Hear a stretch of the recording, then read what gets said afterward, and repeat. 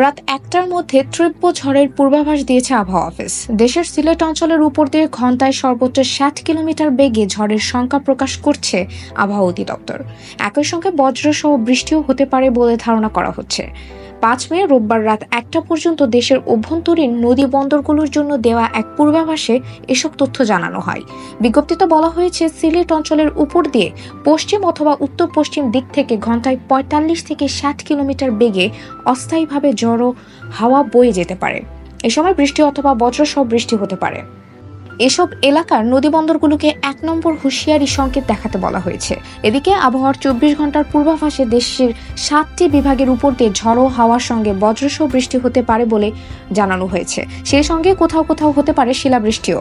আবহাওয়া অফিস জানিয়েছে, লঘুচাপের বর্ধিতাংশ পশ্চিমবঙ্গ থেকে বাংলাদেশের দক্ষিণ পশ্চিমাঞ্চল হয়ে উত্তর পশ্চিম বঙ্গোপসাগর পর্যন্ত বিস্তৃত হয়েছে। এছাড়া আগামীকাল সোমবারের ২৪ ঘন্টার বার্তায় বলা হয়েছে, এদিন ময়মনসিংহ ও সিলেট বিভাগের কিছু কিছু জায়গায় এবং রংপুর, রাজশাহী, ঢাকা, বরিশাল ও চট্টগ্রাম বিভাগের ২-১ জায়গায় অস্থায়ীভাবে দমকা ঝড়ো হাওয়াসহ বৃষ্টি অথবা বজ্রসহ বৃষ্টি হতে পারে।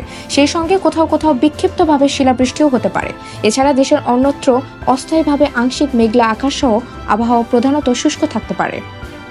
সোমবার সকাল থেকে মঙ্গলবার সকাল পর্যন্ত পূর্বাভাসে বলা হয়েছে, ঢাকা, ময়মনসিংহ, চট্টগ্রাম ও সিলেট বিভাগের কিছু কিছু জায়গায় এবং রংপুর, রাজশাহী, খুলনা ও বরিশাল বিভাগের ২-১ জায়গায় অস্থায়ীভাবে দমকা ঝড়ো হাওয়াসহ বৃষ্টি, বজ্রসহ বৃষ্টি হতে পারে। সারা দেশে দিন ও রাতের তাপমাত্রায় প্রায় ১ থেকে ৩ ডিগ্রি সেলসিয়াস হ্রাস পেতে পারে। এছাড়া মঙ্গলবার সকাল থেকে বুধবার সকাল পর্যন্ত রংপুর, রাজশাহী, ঢাকা, ময়মনসিংহ, খুলনা, বরিশাল, চট্টগ্রাম ও সিলেট বিভাগের কিছু কিছু জায়গায় অস্থায়ীভাবে দমকা ঝড়ো হাওয়াসহ বৃষ্টি, বজ্রসহ বৃষ্টি হতে পারে। সেই সঙ্গে কোথাও কোথাও বিক্ষিপ্তভাবে শিলাবৃষ্টিও হতে পারে। এছাড়া বর্ধিত ৫ দিনে সারা দেশে বৃষ্টি বা বজ্রসহ বৃষ্টিপাতের প্রবণতা অব্যাহত থাকতে পারে বলেও জানানো হয়।